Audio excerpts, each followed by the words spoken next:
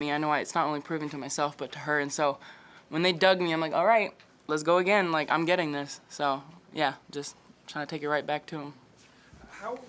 It seemed like, especially during the second set when you fell behind, urgency dropped. How big was urgency in determining who won tonight? Yeah, for sure.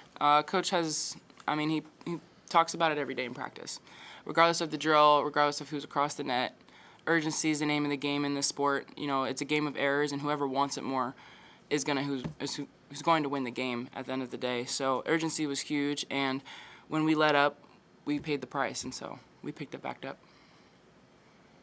Michael, what were the big factors in your defense getting better in the second two sets? Composure and just trusting my training.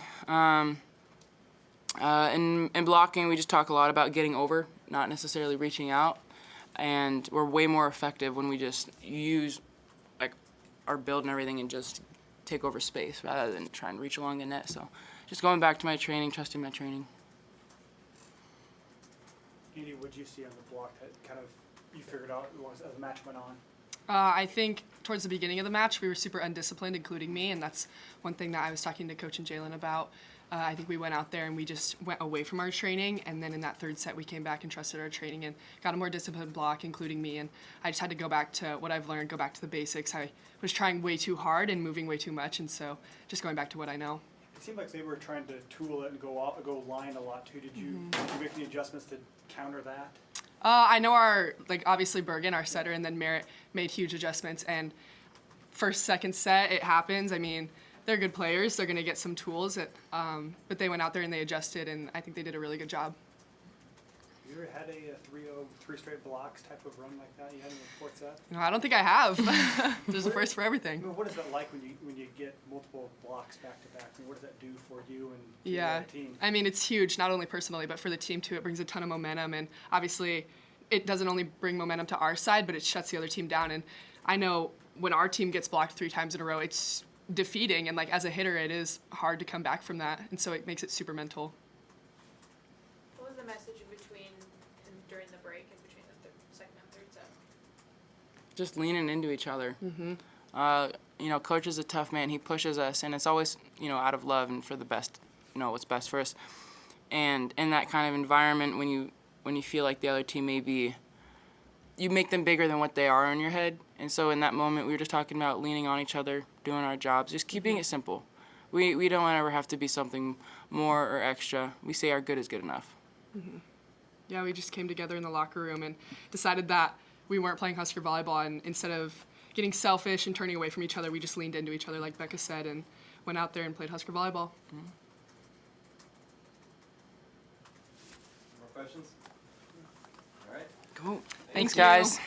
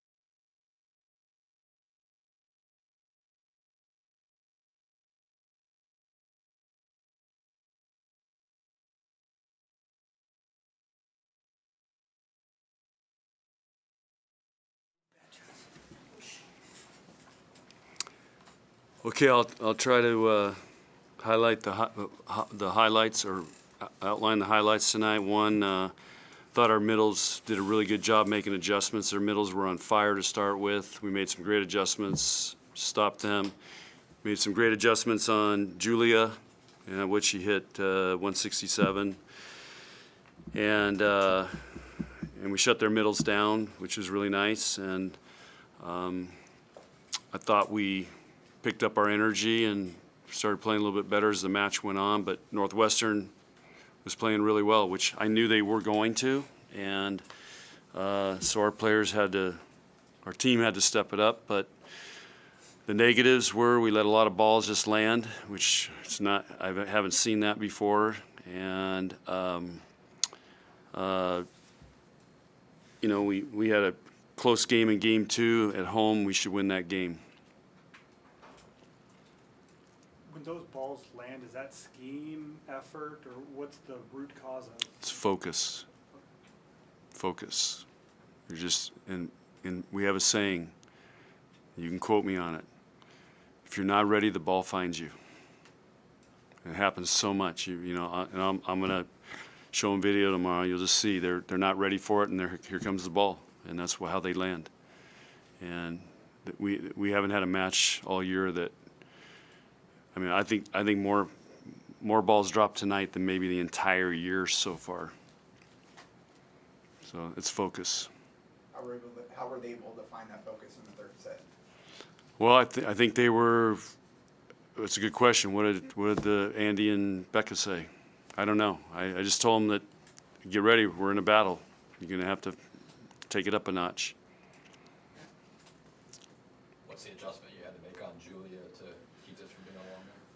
Well, they just with our block set up, and she still had a really couple nice kills, but they were setting her faster than they normally do, and she was tooling us down the line. So we had to adjust our block there, and then we adjusted our back row defense a little bit, and she started making a couple errors. We dug her a few times. She still had a couple really sharp cross court hits that you ain't gonna dig those. You got to block those, and they were really nice hits. How did you see the serving improve as the match went on?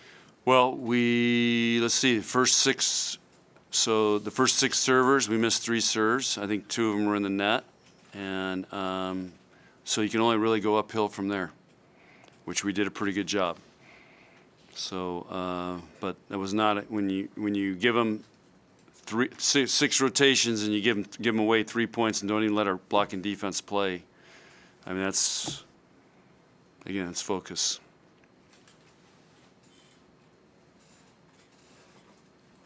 How did Bergen find a better connection with Andy and Becca as the match wore on? Yeah, well, she started off great with Becca and Andy, and then she got away from it, and we stopped passing, and then she just started going to Merritt. So she's got to learn from this match a little bit. She's got to stay with the game plan, and because we could have set more middle tonight. So I think we passed pretty good. Laney passed great tonight. Lexi struggled a little bit, but I think as a team we passed pretty well. You've talked a lot about urgency. How does that focus or lack of focus tonight play into urgency? Well, it's hard to play with urgency when you're not focused and you're worried about other things and stuff going on, and I don't know.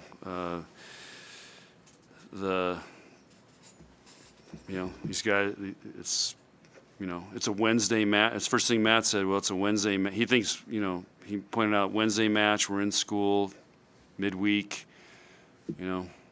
But Northwestern came out. They were dialed in, and we were lucky to win game 1. But we made some nice plays at the end there. But just how we started off, I mean, that just sends a message to the other team, like, oh, these guys aren't into it. But I don't think our team understands that yet. I'm trying to teach them. Are you worried when we're this deep into the season and they're still grasping that concept? Hey, the game has no memory, and every day's a new day, and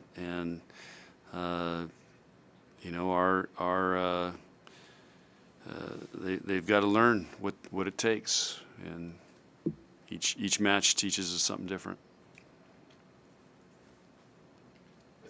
With your signing class with Skylar Pierce, after all your interactions with her, club and camps and things like that, how do you walk away thinking about her as a player and a person after you interact with her? She's an amazing young woman in that she's played basketball, volleyball, she refs soccer, she does youth things for kids. She's won every award in the Kansas City area you can win. She's been on the USA team. I think her club's won a national championship. Just a fantastic, both their parents are in the military, and she is just one solid young woman. And she understands it's not about her, it's about others. And you see her, if you follow her on social media, she's always complimenting somebody, congratulating somebody. And I don't know, she's really a special kid. You mentioned just a moment ago that the team still needs to kind of learn when to turn it on and all that kind of stuff. Being right now still undefeated at this point, do you feel like the team would ultimately benefit from kind of getting that slap in the face? Do you think they got it from a game like tonight?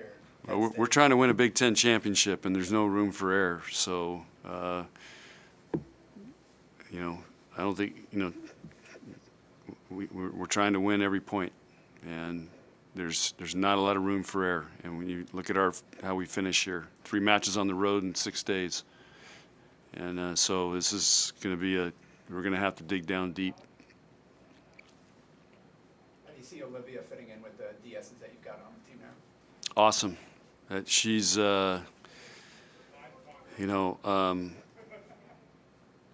she is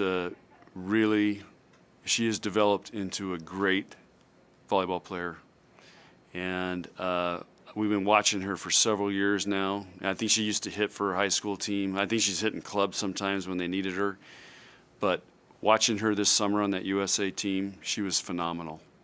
And having somebody in state like that it's a huge recruit for us, and she is going to continue to establish and continue the legacy of liberos we've had at this program. We are very, very high on her, and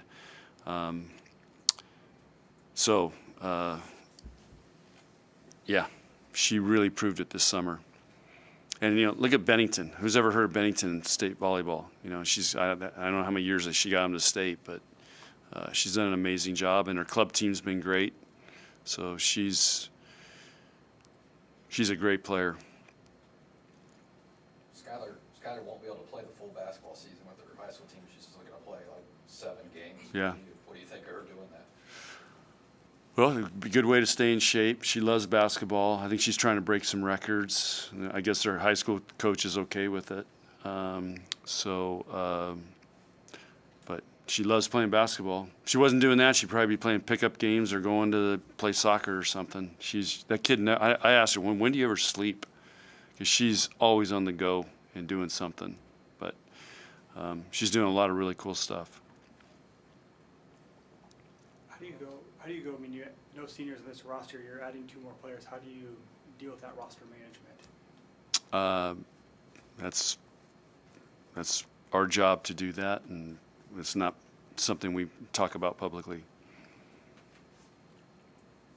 Speaking of records and liberos, Lexi Rodriguez in this match passes Danny Busby-Kelly for 8th all-time in career digs. So like to have. Oh, really? Oh, wow. I'll have to call Danny.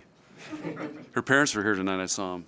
So I'll call Danny and let her know that. Lexi should be the greatest ever by the time she leaves here. So that's a good milestone. But Danny wasn't a bro that long. It wasn't like she was here for 4 years. But back then we were playing to 30 points. So, I saw Merritt almost broke a Pavin record. But Pavin had 30 points to do it. Merritt in 3 games, skills in 3 games, but Merritt's only had playing to 25. So tougher to do. But I think she tied it. She tied Kelsey. Oh, was it Kelsey? Kelsey had Okay. 25 Yeah. record. Yeah.